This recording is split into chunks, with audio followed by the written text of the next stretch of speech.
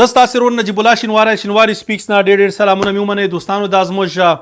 یوټیوب چینل دی شینواری سپیکس، زموږ فیسبوک پاڼه شینواری سپیکس لایو افیشل، پښتو کې ورسره لیکلي د نجیب الله شینواری اصلي پاڼه او ټیک ټاک هم شینواری سپیکس. اوس راځو نن یو څو د کرکټ نړۍ کومې سلسلې روانې هغې په اړه خبرې کوو. خو اول به د ټي10 لیګ نه شروع کړو، بیا به پسې همداسې پاکستان، بنګلادیش او د هندوستان او نیوزیلینډ ته ورځو. ټي10 لیګ د ډکن ګلیډیټرز وګاټه،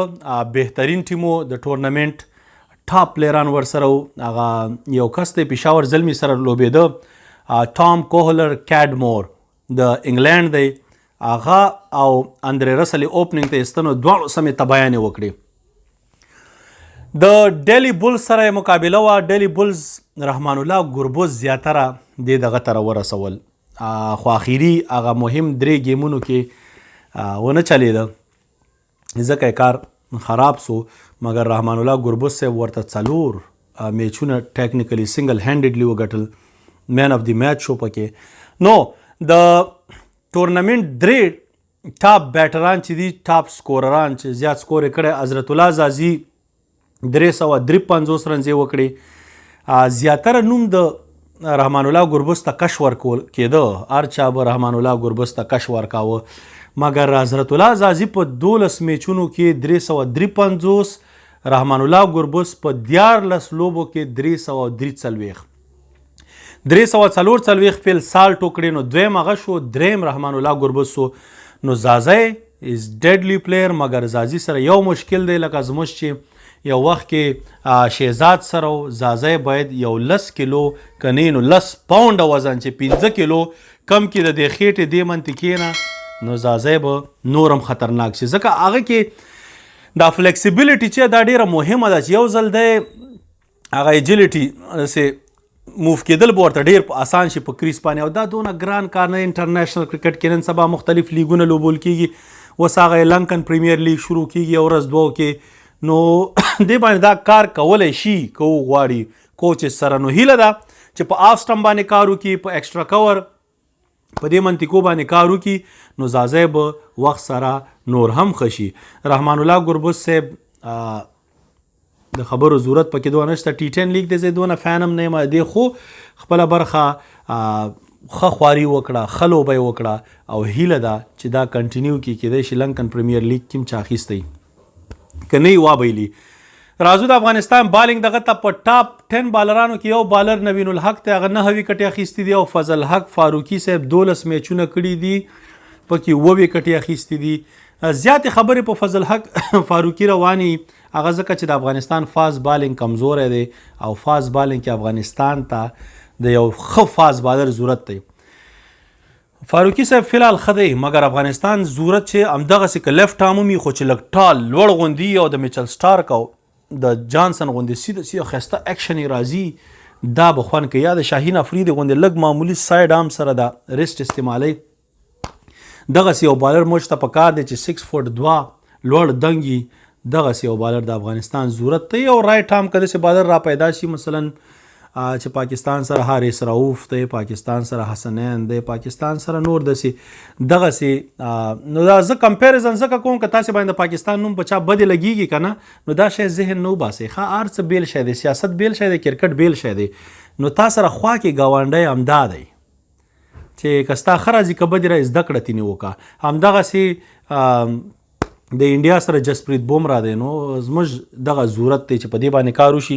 نو ټي10 لیګ دی ډیلی د ډکن ګلیډیټرز نجیب الله زادران هم ورسره و، ټورنمنټ کې دومره ونه چلېده، مګر د هغوی ټیم بیا وګټله. د ډکن ګلیډیټرز مینوالو ته یې ډېر مبارکي. اوس راځو د پاکستان او بنګلادیش. نن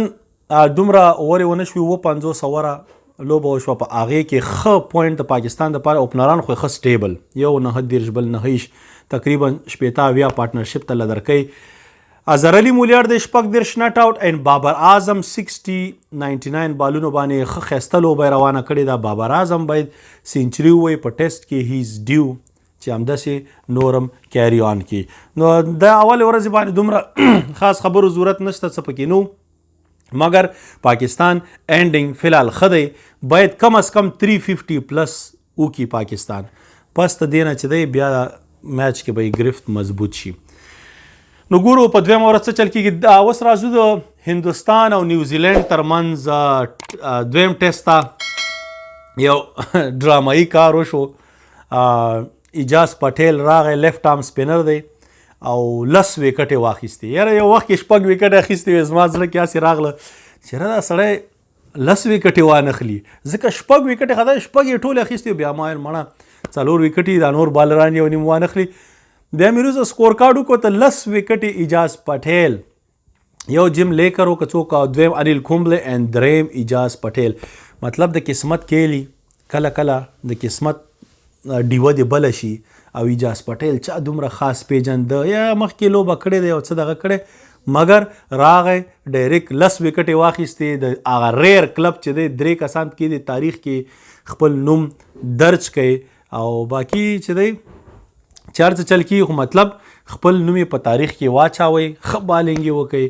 د هغې په مقابله کې چې کله نیوزیلینډ بیټینګ ته راغی پچ ټرنینګ پچ و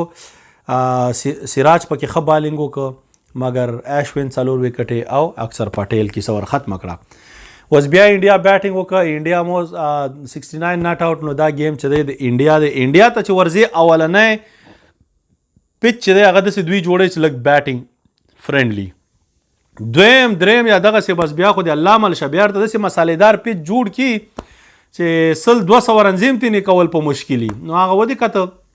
دغه 2 شپېته کې ټول ټیم راغونډ که نو زما په نظر باندې انډیا به دا میچ په اسانۍ سره وګټي نور کرکټ باندې به بیا خبرې کوو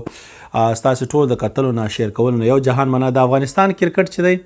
د انډر 19 ټیم اعلان وکړ مګر هغه د زموږ زیمبابوې سره سیریز چې دی